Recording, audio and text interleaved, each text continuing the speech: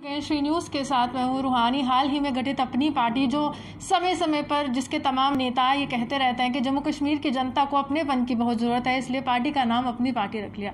लेकिन बहुत बड़ा सवाल है कि जब सियासी गतिविधियों पर पूर्ण विराम सा लग चुका था, जब तमाम नेता नज़रबंद हो चुके थे, तब एक पार्टी का गठन होता है जिसमें बहुत से नेता जो पहले मंत्री भी रह चुके होते हैं वो सामने आते हैं और कहते हैं भेदभाव की राजनीति बहुत हुई, अब हम आगे आए हैं। लेकिन अभी मेरे साथ बुखारी साहब मौजूद है, कुछ जम्मू कश्मीर से जुड़े मुद्दे हैं, इनसे जानने की कोशिश करेंगे और प्रतिक्रिया लेने की कोशिश करेंगे कि जो पार्टी यहाँ पर इतनी सीटें बटोरती है और इतने वोट बटोरती है, आज उसका अस्तित्व कहाँ है और किस तरह से उस पार्टी को पछाड़ने में अपनी पार्टी आगे आएगी।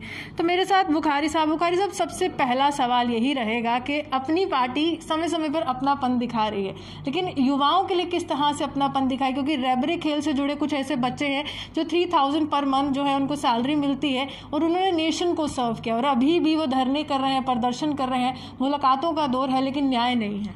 आपने देखा होगा हमारी पार्टी ने उनका मुद्दा सबसे पहले लिया, हमारे लोग उनके साथ उनके धरने में भी बैठे। और हम धरने इसलिए नहीं दे रहे हैं कि लोग हमें देखे धरने पे हैं, या हम इसलिए नहीं मुद्दा उठा रहे हैं कि for the hack of it. जब हम किसी चीज़ के साथ आइडेंटिफाई करते हैं और तब हम उस चीज़ के साथ अपने आप को जोड़ लेते हैं। ज़्यादती है, बदकिस्मती से ताबीर करूँगा और बेहस एडमिनिस्ट्रेशन को कहूँगा let it take note of these things. और मुझे उम्मीद है एलजी साहब जो बहुत ही पर्सनल इंटरेस्ट लेने शुरू किया है जिन्होंने मुद्दों में, वो इन मुद्दों को भी देखे और इन बच्चों को बुला के उनको टाइम दे के उनकी बात सुने, और मुझे यकीन है कि जब वो उनकी बात सुनेंगे वो उसका हल भी निकालेंगे। सरोर टोल प्लाजा का मुद्दा अभी ठंडा भी नहीं हुआ था कि जम्मू कश्मीर की जनता को, या फिर मैं कहूँ जम्मू की जनता को लखनपुर टोल प्लाजा केंद्र की तरफ से एक तोहफा सा मिला, उसको आप कैसे लेते? क्योंकि जम्मू की जनता, आप ये सवाल करिए तो मंदिरों का शहर था, आपने टोल प्लाजा का शहर बना दिया। बदकिस्मती है इस वक्त जब हम एक इकोनॉमिक स्लो डाउन से गुजर रहे हैं, हमारी इकॉनमी टोटल शैटर हो चुकी है। क्यों? हमारी इकॉनमी या रिलीजियस टूरिज्म पे थी या जो लेजर टूरिज्म था, एडवेंचर टूरिज्म जिसे कहते हैं, दोनों चीज़ें बैठ चुकी है, जम्मू की भी और कश्मीर की भी। टोल प्लाजाज पे टोल प्लाजाज लगाए जा रहे हैं। ये देखना है टोल प्लाजा लगवाता कौन है, ये देखना है टोल प्लाजा में फाइनेंशियल इंटरेस्ट किनका है। देखिए, इतने कोविड के हालात में भी अगर टोल प्लाजाज लगते हैं तो किसी का फाइनेंशियल इंटरेस्ट तो है ना। ये कौन है? इनको नंगा करना है। ये आपका और मेरा काम है। इंशाल्लाह अपनी पार्टी बहुत जल्दी उन लोगों को नंगा करेंगी जो इन टोल प्लाजाज के पीछे हैं और जिनके फाइनेंशियल इंटरेस्ट इनमें है। ये खाली हमारे लोगों को फ्लीस करने की बात है और इसका हम जम के मुकाबला करेंगे। हो सकता है आज हम किसी इस पोजीशन में नहीं है कि हम बजुम्शे कलम ख़त्म कर रहे हैं इन ऑर्डरों को जो गवर्नमेंट। आप मेरे को बात बताइए बुखारी साहब, आप एक ऐसे नेता हैं कि यहाँ का विपक्ष सवाल करता है कि बुखारी साहब को मुलाकात का समय मिल गया प्रधानमंत्री से, हमें नहीं मिलता। कहीं ना कहीं कहते हैं कि नज़दीकियाँ उस कदर हो रही हैं कि चले कोई तो आवाज़ उठा रहा है जम्मू कश्मीर की। लेकिन सीधे तौर पर जब national highway authority of India केंद्र की अधीन ये पूरा मामला आता है, नितिन गडकरी केंद्र के मंत्री हैं, तो यहाँ पर भाजपा के तमाम नेता ये तर्क क्यों देते हैं कि हमारा मुख्यमंत्री होगा तो टोल हटाएंगे? बदकिस्मती है, मैं मिनिस्टर रहा हूँ, वर्क्स मिनिस्टर रहा हूँ, और नितिन गडकरी जी ही मिनिस्टर थे। उस वक्त भी वही मिनिस्टर थे और बात आई उस वक्त बनी टोल प्लाजा की। नेशनल कॉन्फ्रेंस में हैं राणा साहब, वो हमारे पास आए, कहा ये नहीं लगना चाहिए। हमने नहीं लगने दिया कि उन लोगों की बात की। तो इसलिए मैं ये मानने को तैयार नहीं हूँ कि सब भारतीय जनता पार्टी वाले उस चीज़ का इंतज़ार कर रहे हैं कि जब उनकी सरकार आएगी। लेकिन अगर देखा जाए केंद्र में बिल्कुल उनकी सरकार है, तो यहाँ पर जब यहाँ के अध्यक्ष जो हैं भाजपा के, वो चिट्ठी भेजते हैं, इतना समय क्यों लगता है? शायद वो कोई पढ़ता नहीं है। नहीं, मुझे लगता है वो चिट्ठी शायद 4G पे भेजना चाहते होंगे, अभी तक गई नहीं होगी। 4G पर सर अगर चिट्ठी भेजनी होती तो सीधा सवाल है, खुद की वर्चुअल रैलीज हो रही हैं, बिगुल बच चुका है बिहार चुनाव का, पश्चिम बंगाल का।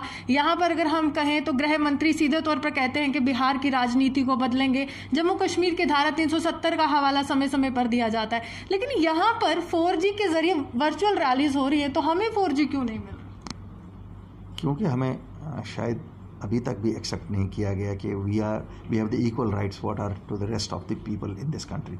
यही तो हमारी मांग है भैया।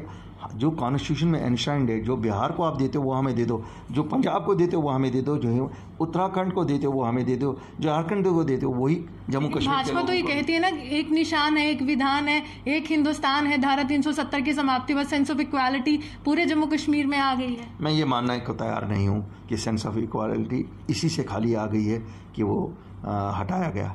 प्रैक्टिकली हमें दिखा है ना, they should practically show us. हम नहीं कहते हैं सब दिखाओ, सब प्रैक्टिकली दिखाओ। लेकिन जम्मू कश्मीर की राजनीति का जिक्र तमाम राज्यों में क्यों होता है? अगर आप कह रहे हैं कि प्रैक्टिकली कुछ नहीं हुआ है, तो यहाँ की धारा 370 की समाप्ति, इस तरह की बातों का हवाला देना, बिहार चुनाव को बुनाना, पश्चिम बंगाल में कहना, पूरे जितने भी राज्य हैं, तो जम्मू कश्मीर की जनता के लिए कुछ नहीं है, लेकिन राजनीति बहुत अहम है।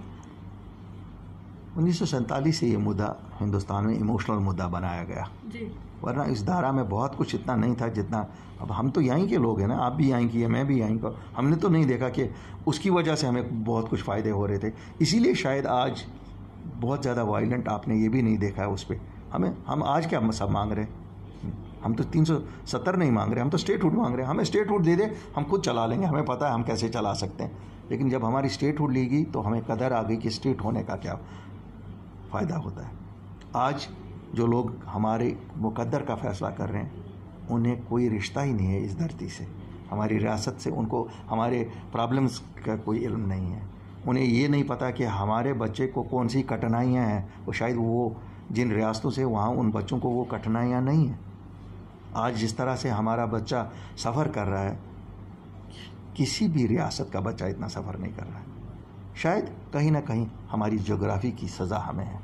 ज्योग्राफी की सज़ा है, या जो करप्शन के चार्जेस यहाँ पर लगते रहे हैं, जैसे जेके बैंक का स्कैम हो गया, तो ये भी कहा गया था गृह मंत्री की तरफ से। मेरे को अभी भी याद है, सदन में जब वो संबोधित कर रहे थे, वो कह रहे थे कि आतंकवाद खत्म होगा, भ्रष्टाचार खत्म होगा, क्योंकि बहुत से राजनीतिक दलों ने आज तक लूटा है।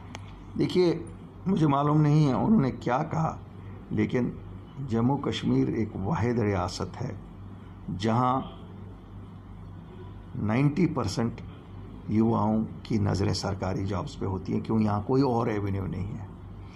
जब कोई और एवेन्यू नहीं है तो उनके लिए we have to create jobs. मेरा मानना है कि उसमें कहीं गलत भी हुआ होगा, ऐसा भी नहीं है। अगर कोई गलत हुआ है उसको नंगा कर दो, लेकिन जनरल रोक नहीं सकते हो ना आप। आपने आज 3 साल से रोका रहे, हर बार अनाउंसमेंट आती है 50,000, 10,000, 20,000 की जॉब निकली है बुखारी साहब, और उसमें ये कहा गया है कि 10th और 12th क्लास के जो बच्चे हैं वो अपेयर हो सकते हैं। अबव 10th या 12th जिसने क्वालिफिकेशन अटेन की है वो अपेयर नहीं हो सकता। अब बच्चे ये पूछ रहे हैं कि क्या ये डिसएडवांटेज है कि हमने 12वीं से ज़्यादा पढ़ाई की, हम ग्रेजुएशन कर चुके हैं। मैंने कहा ना, जो लोग ये आज जॉब्स निकालते हैं या एडवर्टाइजमेंट्स बनाते हैं या ये ऐसा हुक्म करते हैं कि ऐसे एडवर्टाइज़ करो, वो महलों में रहने वाले लोग हैं। महलों से मेरा मतलब ये है वो उन रियासतों में रह रहे हैं जो महलों की तरह है। वहाँ हो सकता है 10वीं और 12वीं के लिए, यहाँ तो मेरा PhD बच्चा भी, उसको कोई जॉब नहीं मिलता, वो चपरासी की जॉब अप्लाई करता है। ये मेरी बदकिस्मती है, मेरी रियासत की मेरी बदकिस्मती है। हमारे बच्चों की ये बदकिस्मती हो गई ना कि ग्रेजुएशन कर ली, PhD कर ली, फिर भी कह रहे कि चपरासी की नौकरी दे। हमें सज़ा तो जम्मू कश्मीर के लोगों को इसी की है, क्योंकि हमारी पढ़ाई बाकियों से ज़्यादा है। हमारी पढ़ाई बाकियों से ज़्यादा है, क्यों हमारे पास कोई और एवेन्यू नहीं था, इसलिए हर एक माँ बाप अपने बच्चे को पढ़ाई ही कराता था। तो उसी की तो सज़ा आ जाएगी। जब यहाँ पे जो MP हैं जुगल किशोर शर्मा, उनसे कुछ सवाल किए जाते हैं कि आप किस तरह से आगे लेकर जाएंगे जम्मू कश्मीर को, तो वो कहते हैं कि प्रधानमंत्री नरेंद्र मोदी के नेतृत्व में विकास ही विकास हो रहा है। जहाँ पर महंगाई है, पेट्रोल डीजल के दाम जो उसमें बढ़ोतरी हो रही है, आपको लग रहा है कि जम्मू कश्मीर में कुछ विकास देखने को मिला, या जम्मू कश्मीर के पहले से भी बदतर दिन आए, जिसके लिए अच्छे दिन की बात करें? देखिए, कब तक ये सहारा लेंगे उनकी इमेज का, प्रधानमंत्री की इमेज का कब तक ये सहारा लेंगे? इमेज प्रधानमंत्री की बिल्कुल सबसे ऊपर है, मैं नहीं कहता हूँ कि नहीं है, लेकिन इन लोगों ने उनकी इमेज को यहाँ ख़राब किया, क्योंकि उनके नाम का हवाला देकर 0% ग्राउंड पे काम हो रहा है।